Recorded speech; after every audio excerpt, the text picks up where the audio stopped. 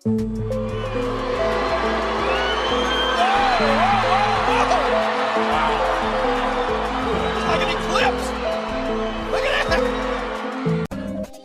हमेशा ही एक ऐसी जगह रही है जहां उनको अपने टॉप परफॉर्मर्स के अपीयरेंस का पूरा ख्याल रखना पड़ता है। ऐसा खास करके इसलिए है क्योंकि WWE के चेयरमैन विंस मैकमैन एक अच्छी बॉडी की वजह से हमेशा मशहूर रहे हैं, जिसका ये भी मतलब है कि उनका मानना है कि WWE के मेन इवेंट में आने वाले टैलेंट को हमेशा एक खास तरह से दिखना चाहिए। ऐसा WWE के पूरे इतिहास में देखने को मिला है, जहां पर Hulk Hogan, Lex Luger, John Cena, Batista और यहाँ तक कि रोमन रेंस जैसे रेसलर्स को खास सपोर्ट मिला है। इतने स्टैंडर्ड्स तय होने के बावजूद भी ट्रैवलिंग करते हुए एक परफेक्ट बॉडी बना के रखना काफी मुश्किल हो जाता है, जिसका मतलब है कि रेसलर्स को अपनी डाइट पर ध्यान देने का और अपनी बॉडी अच्छी बनाने का समय केवल अपने आराम के दिनों में ही मिलता है, जो कि बहुत कम होते हैं, या फिर किसी भी चोट के कारण या किसी और वजह से मिली लंबी छुट्टियों में ही वो ऐसा कर सकते हैं। चलिए आगे बढ़ते हैं और बात करते हैं 10 ऐसे WWE सुपरस्टार्स की जो एक नए शरीर के साथ वापस लौटे। द रॉक दुनिया के सबसे मशहूर स्टार्स में से एक हैं। हालांकि 1996 से 2004 के अपने WWE रन में वो अपने शुरुआती दिनों से ही बेहतरीन दिखते थे और रॉक ने अपना फिजिक 2011 के अपने दूसरे WWE रन तक नहीं बदला था। 2011 में फैंस का ध्यान इस बात पर गया कि द रॉक फास्ट 5 के प्रमोशंस के दौरान पहले से ज्यादा हट्टे कट्टे लग रहे थे। ये फिल्म द रॉक के लिए एक बड़ी फिल्म थी। अचानक ही द रॉक फिटनेस किंग बन गए और उनकी ट्रेनिंग का तरीका और जिम की उनकी तस्वीरें अक्सर ही सोशल मीडिया पर छाई रहती थी। द रॉक ने बताया कि वो हर रोज अपना वर्कआउट सुबह 3:30 बजे शुरू कर देते हैं और दिन भर में लगभग 6000 कैलोरीज लेते हैं, जो कि होश उड़ा देने वाली बात है। जब 2011 में द रॉक WWE में वापस आए तो वो बिल्कुल बदले हुए नजर आए और वो उस समय रोस्टर पर सबसे हट्टे कट्टे रेसलर्स में से एक थे। इतना बड़ा दिखने के बावजूद भी जॉन सीना और सीएम पंक के साथ मैचेस में वो इतना तेज नहीं थे। फिर भी द रॉक के शरीर में ये बदलाव उनकी हॉलीवुड में सफलता का बड़ा कारण है, क्योंकि इसके बाद वो ज्यादा सीरियस रोल्स करने लगे और उन्हें एक एक्शन स्टार की तरह इज्जत मिलने लगी, जैसा कि the fast and furious series और सैन एंड्रियास मूवी में देखा जा सकता है।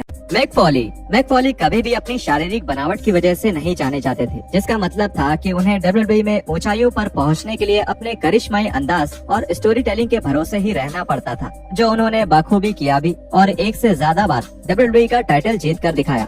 लेकिन फॉली को अपने रेसलिंग करियर के दौरान लगातार चोट लगती रहती थी, जिसमें एक बार उन्हें हेल इन अ सेल केज के ऊपर से फेंका जाना भी शामिल है, जिसकी वजह से उन्हें एक्सरसाइज करने में दिक्कत आती थी और 2015 में उनका वजन 300 पाउंड से भी ज्यादा हो गया था। फॉली को एहसास हो गया था कि उन्हें कोई बदलाव करने की जरूरत है और उन्होंने अपने डाइट में कुछ बड़े बदलाव किए। डाइट में बदलाव के साथ ही उन्होंने पुराने WCW champion Diamond Dallas Page से भी उनके weight loss program DDP Yoga की मदद मांगी थी। फॉली का ये वेट लॉस उनके रेसलमेनिया 32 के अपीयरेंस में देखने को मिला, जब उन्होंने 30 पाउंड से ज्यादा वजन घटाया और अपनी जिंदगी के सबसे शानदार शेप में दिख रहे थे। सोच और अपीयरेंस में ऐसे बदलाव के कारण ही उन्हें 2016 में रॉ का GM बनाया गया और उस साल के दिसंबर तक उन्होंने लगभग 100 पाउंड तक का वजन घटा लिया। ड्रू मैकिंटायर का पहला WWE रन काफी अच्छे से शुरू हुआ था और कहा जाता था कि उन्हें विंस मैकमैन ने खुद चुना है, लेकिन उनका स्टाइल जल्द ही फीका पड़ गया और अपने शुरुआती रन में दूसरों से हारकर उन्हें आगे बढ़ाने वाले रेसलर की तरह इस्तेमाल किया जाने के बाद उन्हें निकाल दिया गया। 2017 में WWE में वापस आने से पहले वो दूसरी कंपनीज में काफी सफल रहे, जिसमें उनका TNA वर्ल्ड चैंपियन बनना भी शामिल है। मैकिंटायर NXT ब्रांड में वापस आए तो वो बिल्कुल अलग इंसान लग रहे थे। वो अपनी जिंदगी के सबसे बेहतरीन शेप में थे और एक असली सुपरस्टार की तरह दिख रहे थे। विंस मैकमैन जाहिर तौर पे इस बदलाव से बहुत खुश थे, क्योंकि इसके बाद मैकिंटायर को तुरंत मेन रोस्टर में वापस शामिल कर दिया गया और इस वक्त एक WWE चैंपियन के तौर पर वो अभी एक शानदार सफल रन के मजे ले रहे हैं।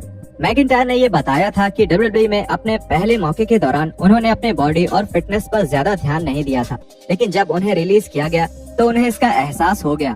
मैकिंटायर अब अपनी बॉडी पर भी उतना ही ध्यान देते हैं जितना कि अपनी जिंदगी के बाकी पहलुओं पर। मैकिंटायर का ट्रांसफॉर्मेशन इतना शानदार था कि इसे मशहूर फिटनेस पब्लिकेशन मेंस हेल्थ में भी जगह दी। रे मिस्टीरियो साल 2002 में जब रे मिस्टीरियो WWE के साथ जुड़े, तब उनके हाइट की वजह से ज्यादातर लोगों का मानना था कि वो WWE के टॉप पर कभी नहीं पहुंच पाएंगे। इसके बावजूद भी उन्होंने अपने बढ़िया मूव सेट और मैच क्वालिटी के दम पर खुद को टॉप तक पहुंचाया, जिसकी वजह से वो कई बार वर्ल्ड चैंपियन भी बने। वो आज तक WWE की मर्चेंडाइज सबसे ज्यादा बेचने वाले टैलेंट्स में से एक बन गए। मिस्टीरियो ने 2014 में दूसरे कामों की वजह से WWE छोड़ दिया था और 2018 में मेंस रॉयल रंबल मैच के दौरान उन्होंने अपनी वापसी की। फैंस का ध्यान सबसे पहले इस बात पर गया कि मिस्टीरियो बिल्कुल अलग दिख रहे थे। उन्होंने फैट को बहुत कम कर दिया था और एकदम मस्कुलर एब्स, आर्म्स और बॉडी बनाकर पुराने WWE चैंपियन ऐसे दिख रहे थे जैसे कि फैंस ने उन्हें पहले कभी नहीं देखा था। 45 साल की उम्र में मिस्टीरियो अपनी जिंदगी के सबसे बढ़िया शेप में आ गए थे। उसके साथ ही वो WWE के साथ फुल टाइम कॉन्ट्रैक्ट में हैं और उन्होंने अपना वही अंदाज भी बरकरार रखा है जिसकी वजह से वो फेमस हुए थे। ये सच में बहुत शानदार बात। एज 2011 में अपनी रिटायरमेंट के बाद किसी को भी एज की वापसी की उम्मीद नहीं थी, इसलिए जब एज 2020 के मेंस रॉयल रंबल के दौरान वापस लौटे तब फैंस ने उनका बहुत लंबे समय तक खड़े होकर स्वागत किया, क्योंकि वो इतिहास के सबसे शानदार रेसलर्स में से एक को रिंग में वापस देखकर बहुत खुश थे। एज ने बताया कि जब 2019 में डॉक्टर्स ने उनको वापस आने की इजाजत दे दी तब उन्होंने रे मिस्टीरियो से सलाह ली कि वो इतने अच्छे शेप में कैसे आए, क्योंकि दोनों ही रेसलर्स एक ही उम्र के हैं। मिस्टीरियो ने उन्हें एक न्यूट्रिशन कंपनी के बारे में बताया जो हेल्दी मील्स देती है। एज ने बताया कि वो मिस्टीरियो के बताए हुए इस नए डाइट को पूरी तरह से लागू करते थे और उसके साथ ही कड़ी एक्सरसाइज भी करते थे। उन्होंने पहले ये माना था कि उन्होंने एक्सरसाइज को एक खराब डाइट के साथ भी किया था, लेकिन उसका कोई असर नहीं पड़ा, पर अब वो नियमित एक्सरसाइज के साथ एक बढ़िया डाइट भी लेते हैं और इस तरह से ही उन्होंने 40 साल की उम्र में अपनी लाइफ की सबसे बढ़िया शेप पाई।